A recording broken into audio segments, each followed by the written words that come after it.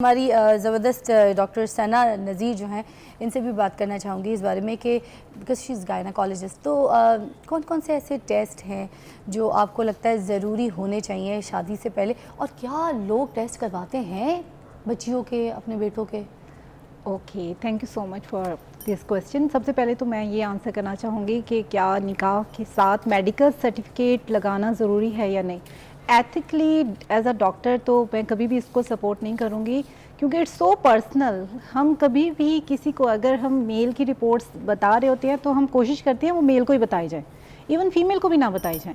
और अगर ऐसा कुछ अटैच कर देंगे निकाह नामा से तो वो एक तो एक स्टिग्मा बन जाएगा, बाद में जो होता है वो देखी जाएगी, लेकिन वो एक बहुत ही एक तरह का डिस्टर्बिंग होगा। अगर कुछ ऐसा है तो उसे म्यूचुअल अंडरस्टैंडिंग से, अगर इतनी अंडरस्टैंडिंग है तो वो अपने अपने लेवल पे करवाएं।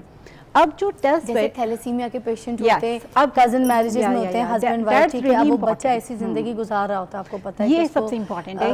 कजन मैरिज में ही थैलेसीमिया कॉमन है। फॉर एग्जांपल, मगर फिर मेरा सवाल ये है कि बाद में जो शादी टूटे उससे पहले ये चीज़ें पता चल जाए, ये नहीं सही। ये देखें, जो थैलेसीमिया या जो कज़न मैरिज की डिजीज़ है ना, ये जस्ट थैलेसीमिया एक सिकल सेल डिजीज़ भी है।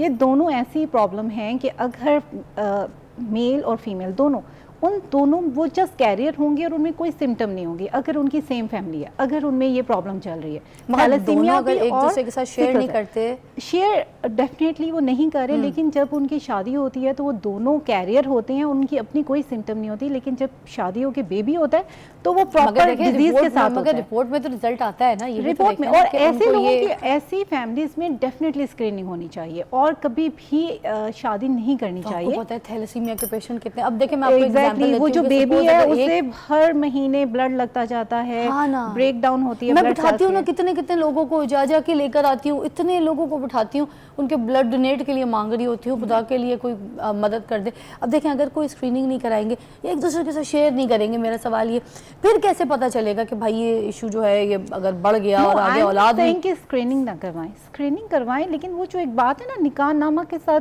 मेडिकल सर्टिफिकेट अटैच करने की, वो थोड़ा सा, क्योंकि वो थोड़ा सा आपके ख्याल में एक दूसरे के साथ शेयर करना चाहिए कि ये मसला है मुझे उसे, ये तो डेफिनेटली बहुत बहुत इंपॉर्टेंट है। अगर एक फैमिली में हो रही है और वो उनका है कि उनकी फैमिली में थैलेसीमिया चल रहा है, सिकल सेल डिजीज चल रही है, वो तो एक बेबी जो पैदा होता है, वो एक्चुअली बेबी जब हो जाता है उसे तो एक, आप कह लें, कांटा भी लगता है तो माँ बाप की जान निकल जाती है। सना देखें, नॉर्मल क्या होता है, किसी को गुर्दे का भी मसला है नहीं बताएंगे, किसी को शुगर का मसला है नहीं बताएंगे, ठीक है, छुपा लेते हैं।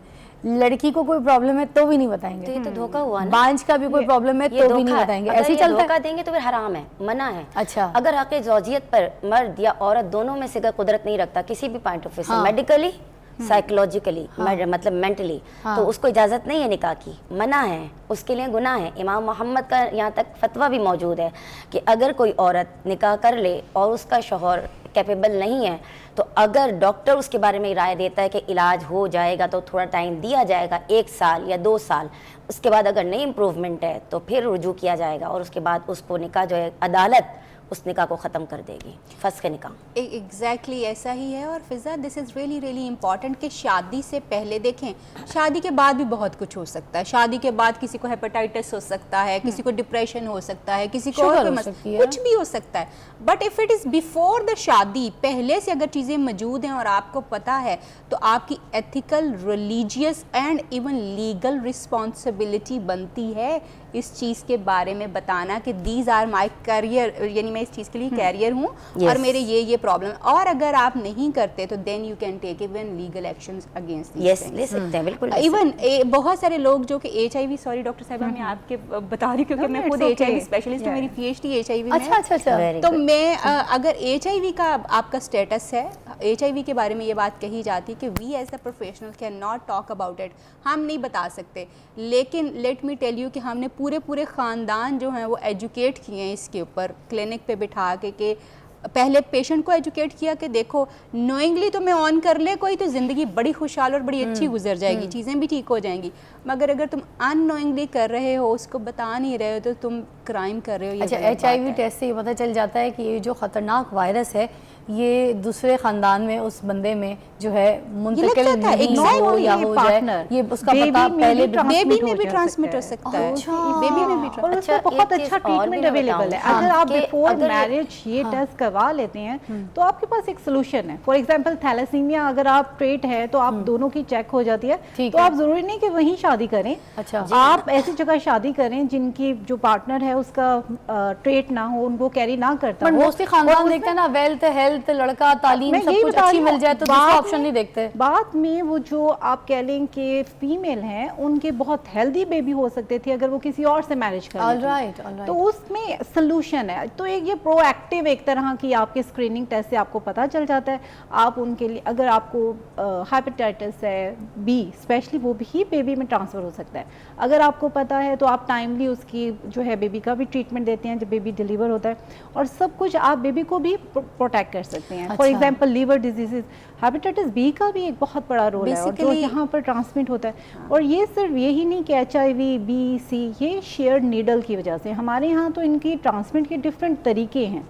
और ब्लड बहुत ज़्यादा हो ट्रांसफ्यूज किसी जाती को है हो ये रहा है, cases आपके उसमें भी सामने। ये होता है कि हमें पता ही नहीं होता कि फीमेल को ये इशू चल रहा है, और वो अच्छा। फिर आगे पार्टनर और फिर बेबी में भी ट्रांसफर हो रहा है। बहुत सारे फिज़ा मैं यहाँ पे मज़ीद ये ऐड करूँगी। देखें पता क्या, जब आप किसी को बता लेते हैं ना, you take somebody on board, may be कोई आपको सेक्सुअल प्रॉब्लम भी है, क्योंकि सेक्सुअल प्रॉब्लम्स को डील करती हूँ, मैरिटल सेक्सुअल प्रॉब्लम्स को, तो बहुत सारे लोगों को ऑलरेडी पता होता है कि उनको एज़ोस्पर्मिया है। बहुत सारे लोगों को ये पहले से पता होता है कि they may not be able to perform, तो हम लोग उनकी वो सेक्सुअल असेसमेंट्स उनको देते हैं। बहुत सारे टाइम पे ये कहा जाता है कि आप बिफोर द मैरिज जो है प्री मैरिटल काउंसलिंग जो होती है, प्री मैरिटल असेसमेंट्स जो होती हैं, ये रीइंफोर्स की जाती हैं और गवर्नमेंट इवन इसको सपोर्ट करती है। येस, जो एक चीज़ है जहाँ पे हम ये बात करते हैं कि जी ये चीज़ जो है ना, एक सर्टिफिकेट निकालना हमें साथ, that's we are not there yet, अभी हम इस पॉइंट पे नहीं है, लेकिन असेसमेंट्स काउंसलिंग्स वगैरह सारा कुछ रीइंफोर्स होता है और ये होना चाहिए। वाई? बिकॉज अच्छा, आप लोग कहती हैं it's very important to have it. really important, अच्छा। really important, there is no question about it और कि जी ये होना just चाहिए कि यही नहीं नहीं होना है, आप ब्लड ग्रुप भी दोनों का पता होना बहुत इंपॉर्टेंट है। फॉर अच्छा। एग्जांपल अगर मदर का बेबी मदर का ब्लड ग्रुप नेगेटिव है हाँ। और पार्टनर का, हस्बैंड का पॉजिटिव है, तो टिपिकल ऐसा होता है कि अगर बेबी पॉजिटिव हो तो वो बेबी कभी कभार एबनॉर्मल हो जाता है और वो डिलीवरी के बाद और डिलीवरी के बाद डेथ भी हो सकती है। देखिए सना, यहाँ पर तो मोस्टली होता है कि आप किसी से पूछे ना व्हाट्स योर नेम, वो फौरन अपना नाम बता देगा, ठीक है। और उससे अगर आपने ऐसी साथ पूछा व्हाट्स योर ब्लड ग्रुप, ये अगर ड्राइविंग लाइसेंस बनना होता है तो